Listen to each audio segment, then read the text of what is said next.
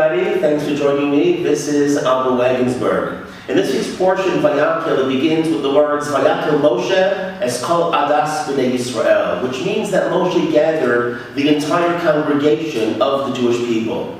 For a deeper read into this opening sentence of the Parsha, let's go back to the end of last week's portion, Kisisa. There it says, Moshe Rabbeinu had this incredible glow, or a light, beaming off of his face. The people were so frightened from that light, Moshe had to wear a masveh, a type of veil, to cover himself so that people would not be concerned. Where did Moshe Rabbeinu get this incredible light from? There are a variety of opinions. The Talmud teaches us that when the Jewish people said those famous words at the giving of the Torah, Naseh v'nishma, we will do and we will obey, angels came down and awarded every single Jew with 2 spiritual crowns, one because they said the word Naseh and the other because they said the word Nishma. The word the Torah uses for those crowns is the word Eidei.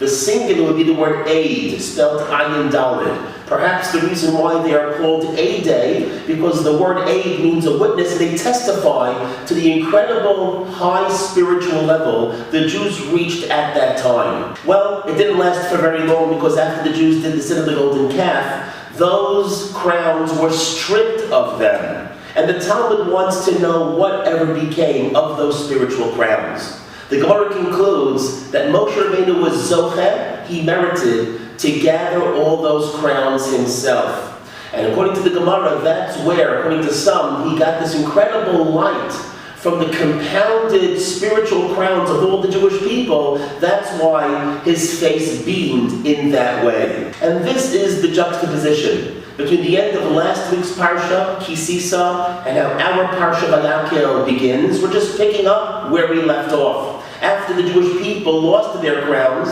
Moshe Rabbeinu's face was beaming. Our Parsha begins, Vayakheil Moshe. Moshe gathered. What did he gather on a deeper level? Es kol adas b'nei Yisrael. Not necessarily the assembly of the Jewish people, but he gathered adas, the word aid, Eidei. He gathered all the crowns of the Jewish people, and that's what caused his incredible shine.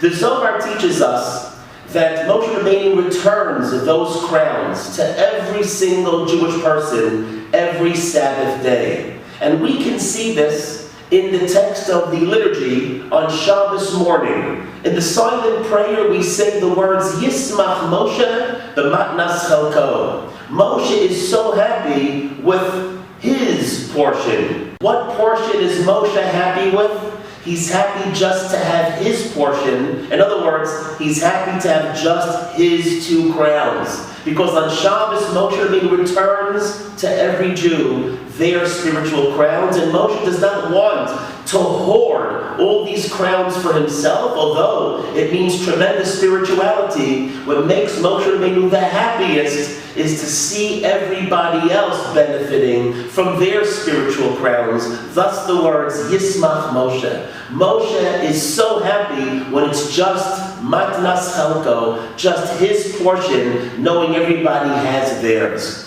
And to me, I think there are 2 lessons that we can take away from this whole piece of Torah. Number 1, let's try a little bit harder to maybe stay away from an area that we know we are likely to stumble in order to preserve our holiness. Maybe just try it once. Take an area I always seem to find myself ruining myself in a certain area. I'm going to stay away at least once to hold on to that light, to hold on to my inner spirituality. And a second lesson perhaps is, we learn from Moshe Rabbeinu the beauty of sharing. That even though Moshe himself would benefit from all those compounded crowns, nothing makes Moshe happier than returning the crowns to everybody else. Let's also try to strengthen ourselves a little bit more in sharing with other people, even things that are so precious and dear to us, and in that way we'll be walking in the footsteps of Moshe Rabbeinu, and we are going to be those shining examples for all of the people to learn from. Thanks again for joining me. This has been Rabbi Wagensberg. Have a fantastic Shabbos.